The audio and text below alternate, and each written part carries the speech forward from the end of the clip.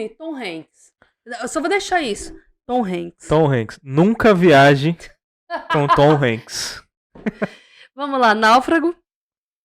Apolo 13. Capitão Phillips. Acho que é isso, Capitão Phillips. Capitão que quando Phillips. rouba um barco dele, né? E Sully. Não, desculpa, o Terminal, E velho. o Terminal. Cara, eu nunca quero estar em um barco, em um avião, junto com Tom Hanks. E nem numa nave, Nem por numa favor. nave. Fica a dica aí pra quem tá viajando com Elon Musk, com o Jeff Bezos. Tome cuidado, viu? Vocês podem acabar tendo um amigo chamado Wilson. Nossa, velho! Foi boa essa interação. Mas vem cá, Tom Hanks.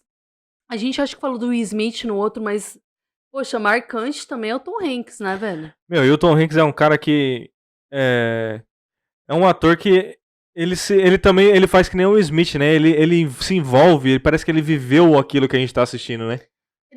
Parece que assim, é nosso amigo, né? Você tá passando com ele. Desculpa, não tava nessa zoeira que a gente fez no início, mas meu filme preferido dele é Forrest Gump. O contador de histórias. Corra, Forrest. Corra. Cara, Forrest Gump é aquele filme, é uma daquelas coisas, a gente podia fazer só uma vibe, né? Filmes que não mudamos de canal quando ele está passando. Fica gigante. Forrest é um deles. Forrest eu não consigo. E é um filme, a gente não falou a gente não entrou na questão do Tom Hanks de viagens, mas a gente não falou de um filme clássico do Tom Hanks. Vamos ver se você vai lembrar qual é. Ai, meu Deus, tô esperando. A Espera de um Milagre. Nossa, eu tô esperando. Nem combinamos isso, viu, gente? Eu tô esperando. Cara, A Espera de um Milagre. Foi um filme que meu... Mano, e vou te falar, é engraçado que A Espera de um Milagre, ele é baseado numa obra de Stephen King. Que Stephen King, a gente tem essa ideia, essa visão, até porque ele se baseou nisso na vida dele, ele escreveu sempre filmes de terror e de suspense. Sim. Porra, e é um filme de Stephen King e pra gente é um drama. Nossa, como a gente não... Sério, a gente conversou, tá, um pouquinho antes. Mas nem lembrava. Nem lembrava. A Espera de um Milagre apareceu aqui agora. Verdade, A Espera de um Milagre apareceu aqui agora. E foi um marco do cinema, A Espera de um Milagre, né? E assim, às vezes a gente fala de filmes aqui que podem não ter sido marcos do cinema, ou nem ser, tipo, aclamado pela crítica, mas A Espera de um Milagre... Meu, a gente tá falando aqui e tá tipo, caralho, mó respeitoso com isso. Eu lembro que Espera de um Milagre não era nem... A gente tava falando de Sessão da Tarde, Espera de um Milagre passava no SBT. Naquela... É verdade. Ai, era à noite. Era noite. tipo num tela quente do SBT. Isso, eu não lembro qual era o nome que davam, mas... Era tela máxima, temperatura máxima. Não, temperatura máxima era Globo. Ainda era Globo. Eu não lembro o nome que eles davam, mas passava no SBT à noite. Meu, e A Espera de um Milagre, assim, é um filme que te deixa, assim, um pouco... Sabe o que é injustiça, né? Pra mim, você tá ali naquela vibe, porra, mano, que injustiça. A gente viu a historinha, não foi ele... não tem spoiler, gente. Mas não foi ele que matou as crianças e tal. Mas, assim, toda a construção... Eu acho que A Espera de Milagre, ele traz a mesma injustiça que a gente vê hoje, se a gente for trazer pros dias atuais, que a gente viu na Cabana, né?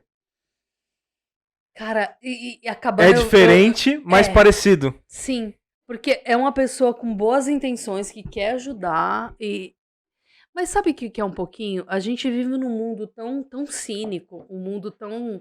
que a gente já espera ter o mal antes do bem, você fica, caralho. Então, assim, eu já tô esperando o mal ali e, consequentemente, se eu ver uma cena, eu não quero saber o contexto. É o culpado. É o culpado, acabou. E vamos lá, e vamos linchar esse culpado e acabou. E o engraçado é que... Você não quer saber o contexto. Os filmes trazem uma lição de vida que a gente... Não, A Espera de um Milagre foi muito bem... Olha, eu tava preparada pra falar de Forrest Gump, acho que a gente pode discorrer, mas A Espera de um Milagre... Meu, é sem palavras, assim, ó, a lição de vida. E a gente for parar pra pensar que nem, ó, o rapaz lá do Espera de um Milagre, não lembro qual era o nome dele, o grandão lá, que foi preso e tudo mais. E ele faleceu. Acho que tem uns 2, 3 anos que ele faleceu. Pra você ver como que o pré-julgamento já fala que um cara negro, grandão, fez o que fez, mas na verdade... Era simples, ele tinha a alma de uma criança. É que aí a gente entra numa seara que é, é- é complicado de abordar, mas assim, depois a gente descobre que o assassino era um branco. Que já tinha N passagens pela polícia, já tinha um histórico muito ruim, mas, quando foi pego na situação, ele estava tentando ali sarar as crianças, acho que ele tinha um método para Sim, isso, sim. É e que ele ele tinha um negócio meio espiritual e tudo mais, né? sim, ele tinha aquela pegada de tipo, acho que ele estava meio que com as crianças aqui pra Pra tentar enfim. confortar. Na Isso. verdade, aquela cena que aparece ele chorando com as crianças e tudo mais, sofrendo, ele tava sentindo a dor das crianças naquele momento, né? Lembra um pouquinho, sabe daquela cena do ratinho? Ele pegava o Sim, ratinho, sim, sim. então acho que ele estava fazendo a mesma Ele coisa com as sentia, ele crianças. sentia a dor eu não posso nem falar das pessoas, ele sentia a dor dos seres vivos, né? Naquele É, filme. meu, mas ali quando eles pegam ele, é interessante, né? Porque aí o Tom Hanks e os amigos deles entendem qual é a vibe dele. E lembra daquele chefe dos policiais que tinha uma mulher que estava com câncer? Sim, sim. Uma senhora? Sim, que ele depois ele foi lá, levaram, o Tom Não, Hanks mas levou aí ele lá, ele né? toma atitude por ele mesmo. Toma atitude ali e fala: não, vamos levar. Aí acho que eles trancam aquele carinha chato pra Sim, sim. caramba no lugar. Eu gostei pra caramba, desculpe. Às vezes eu gosto de ver gente ruim se Se dando mal. lascando. Mas aí eles trancam ele lá e levam mesmo contra a vantagem do. Eu não sei se ele é o que? Um inspetor, mas ele é chefe É, deles, chefe né? é tipo um, sei lá, um coordenador de polícia. E o engraçado é que a mulher tava esperando ele chegar. Ela já tinha Já tinha sentido sentido que que ele ele ia ia, né? É. chegar.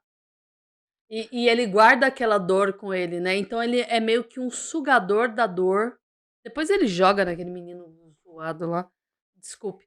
Mas ele meio que entendia a dor e sugava pra ele. Sim. Ele puxava pra ele as dor, né? Mas enfim, é um filme que a gente trouxe aqui agora, a gente não tava nem pensando em falar nele, mas foi um filme que ensina muita gente até hoje, né? Mas já pega o gancho, falando em Tom Hanks. A É. gente ainda tá em Tom Hanks. Náufrago. Wilson! Wilson! Meu, Náufrago, eu não. É complicado falar desses filmes que a gente gosta muito e é um pouco mais antigo, porque eu nunca me lembro a primeira vez que eu assisti. Eu também não, mas é um filme que se estivesse passando eu não mudaria. É, Não mudaria. acho que a gente tem que fazer É. sei lá, uma parte sobre isso. Filmes que não mudaremos o canal. Esse seria um deles. Eu não me lembro a primeira vez que eu vi Náufrago. Mas assim, parece que é um filme que eu conheço desde sempre. Não sei se você sente isso com alguns Sim, sim. filmes. Eu também não lembro qual. Eu não lembro qual foi a primeira vez que eu assisti um monte de filme. Mas é um filme que faz parte da vida, né? E é engraçado que você fala Náufrago, automaticamente. Tom Hanks. Wilson. Ai, Wilson! Cara, e pensando nisso, depois eu vou fazer um link com outro filme, mas que merchandising, hein? Pra Wilson Sim. da bola. Não só da bola, né? Não, Acho que foi teve. Sedex. Não, Não, Fidex. Fidex. Não, Pô. mas, mano, ele virou um personagem. Mas é engraçado como que você para pra pensar como pessoas precisam de gente por perto pra se sentir bem, né? Porque o Náufrago, ele Sim. traz muito isso pra gente. O cara, ele precisa de alguém, precisa sentir que tem alguém com ele pra ele ter forças pra continuar. Mas vamos pegar o contexto. Ele é um cara que tava numa. Primeiro, ele tava noivo, ele tinha acabado de ficar noivo da mulher, aquela coisa toda. Ele tinha pegado o avião. Acho que no avião tinham duas pessoas com ele. Tinha um piloto e o copiloto. Sim. Então eram duas pessoas. Ele tava fazendo uma viagem corriqueira e tal. Meu, ele tava sozinho numa ilha. E acho que a hora que ele pegou o Wilson, ele já tava há alguns dias ali. Já. Ele já tinha passado por muita coisa. A necessidade da gente ter um receptor, da gente ter uma pessoa pra gente se comunicar. E engraçado que não é nem uma pessoa. E não vou falar nem humanoide, ele não fez um boneco. Uma coisa, né? Lembra do primeiro ganhador do BBB, o Kleber Bambu, que sim. fez a Maria Eugênia? Teve a Maria Eugênia, sim. Tá, ele tinha outras pessoas lá. Mas a nossa necessidade de ter um interlocutor ali com a gente. E ali o Wilson surgiu. Lógico, gente. A gente sabe que é uma publicidade, tá? Mas assim, a mão de sangue dele na bola, tipo, fez uma carinha e automaticamente ele pintou os olhinhos Sim. e uma boca. Então a necessidade da gente ter alguém para conversar, ou pelo menos ter uma ideia de uma pessoa para refletir o Pra que você está refletir. conversando. E até legal, porque nem você trouxe o exemplo do Bambam. Tanto a Maria Eugênia como o Wilson, você vê que não é só uma pessoa para se comunicar, são pessoas que você possa confiar. Porque não, o Bambam ele tinha várias pessoas em volta dele, mas ele não confiava praticamente em ninguém. Aí ele, reality, então, né, aí ele criou a Maria Eugênia porque é uma pessoa que ele poderia falar tudo que ele pensava e era uma pessoa, era alguma coisa, né, que ele confiava e que não ia passar nada, não ia falar nada pra ninguém, né, porque nem tinha como. Não ia fazer fofoca. Mas mais que isso, acho que você acaba, enfim, você projeta em alguma coisa, que, por exemplo, no Wilson, ali com o Tom Hanks, ele falava e ao mesmo tempo na cabeça dele ele respondia. Tanto Sim, que o filme é muito isso. Ele falava alguma coisa, ele virava e falava: Não, eu tô fazendo, não vou fazer isso. Então é meio que um espelho ali. Ele precisava de algo, por mais que ele estivesse sozinho, que refletisse a os ideia. pensamentos dele, a comunicação, né? Tanto que tem alguma parte que eu acho que quando ele vai fazer, acho que já passou os 4 anos, que ele tá bem magrinho, que ele precisa de corda pra fazer o barco dele. Sim, Aí ele vira o Wilson, não tá falando nada, é uma bola, né? Ele, eu sei onde eu tenho mais cordas. Que foi quando ele tentou se suicidar. Sim. Acho que eu não posso. Tentou fazer algo contra ele há um tempo atrás. E ele fala, não, eu sei onde tem. Na verdade, ele tá falando com ele mesmo.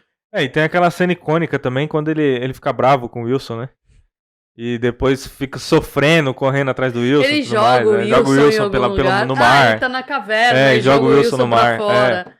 Sim. E depois ele fica frustrado, fica triste, corre atrás do Wilson, sofrendo como se ele estivesse perdendo uma pessoa, Cara, né? Era exatamente o espelho dele. Porque quando ele fala, ele mesmo responde. Ele só precisava de um espelho, de um foco pra, tipo... Ai, tá bom, eu não tô fazendo isso. E quantas vezes a gente mesmo conversa sozinho e tipo, ai, tá bom, eu concordo com você. É uma coisa que eu até brinco, né? Eu falo que eu sou meu próprio chefe, quando eu estiver falando sozinho eu tô em reunião. Empreendedores, vocês vão saber a vida disso. de vocês é essa. Se vocês estiverem falando sozinho, eu não vou atrapalhar, porque vocês estão em reunião. Estão em reunião, Nunca atrapalhe, gente, ó. Corta pra mim aqui, ó. Vai, Percival, corta aqui. Nunca atrapalhe alguém que estiver falando sozinho, que ele tá em uma reunião muito importante. Ele pode ser um empreendedor. É isso aí. Mas voltando no Tom Hanks aqui, a gente falou de Náufrago. O Terminal. Só pra fechar Ai, meu Deus, vamos fechar o Wilson. Só pra fechar o do Náufrago, eu acredito que o Tom Hanks... eu não lembro qual é o nome do personagem lá. Putz, eu também não me lembro. Não. Mas vamos chamar o Tom Hanks. Eu acredito que o Tom Hanks não teria conseguido passar por tudo que passou sem o Wilson. Mas é o que eu tô te falando. E engraçado que, assim, se a gente for olhar a um modo muito frio, a gente olhando de uma forma bem assim, ele tava sozinho. Mas pra ele foi preciso ele fazer esse reflexo Foi dele. crucial. Foi crucial. Ele não teria ido sem o Wilson. Porque, apesar dele estar sozinho ali, ele precisava refletir em alguém as vontades dele. Ele teria se suicidado ali, a hora que ele... Com certeza teria.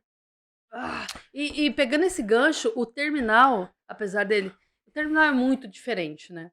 Porque ele para no aeroporto e, ao mesmo tempo que ele desce no aeroporto, acho que o país dele tinha entrado em guerra, né? E tal. Ele não poderia voltar. E ele não poderia... É quase como... Sabe quando tem... Como é que chama? Embaixada. A embaixada por exemplo, a gente tem embaixada da Rússia, da Índia, da China aqui. É um território da China, da Rússia, da Índia, no nosso país. Então, no aeroporto, ele conseguia ficar por causa disso. Era um território meio neutro, né? Assim. Isso. Neutro. E ele se virou ali. E o engraçado é que no terminal, o cara não consegue... Imagina, você chega numa viagem, você chega no aeroporto, você não pode voltar pro seu país, você não pode sair do aeroporto pro país que você foi, você não pode ir pra outro lugar, você tá simplesmente ali. Bom, pessoal que a gente vive dando dicas de filme, então assistam o Terminal também. É um filme muito emocionante. Emocionante e um pouquinho complicado de se entender, porque você vai entender um pouquinho dessa vibe do que é um território fora do seu país, o que é estar numa embaixada, o que está no aeroporto. E Em ali ele terras conseguiu até. internacionais, né? Sim, porque assim, você não tá no seu país ali. E nem você pode voltar pra ele. Esse era o mais engraçado do filme. É uma situação que muitas pessoas estão vivendo hoje em muitos países, né? Que Cara, estão se a em gente for guerra. pegar agora, é até uma coisa das O- poucas coisas legais do Brasil. Não vou dizer que tem muitas, mas assim, a gente tem um passaporte afegão. O afegão pode ter ele pode vir pra cá com mais praticidade do que outros Uhum. países. Por quê? Mano, o país deles foram invadidos, então assim, ao redor ali tem alguns países que recebem esses refugiados lá, pessoas que não querem ficar nesses países, porque entrou um regime muito Muito, estranho, no mínimo, o que eu posso dizer, e o Brasil abriu as portas para esse país. Olha, se você é afegão, você pode vir para cá com uma certa facilidade. E isso é incrível, mano. São pessoas. o Brasil ele tem essa receptividade, né? Historicamente tem, espero que continue tendo.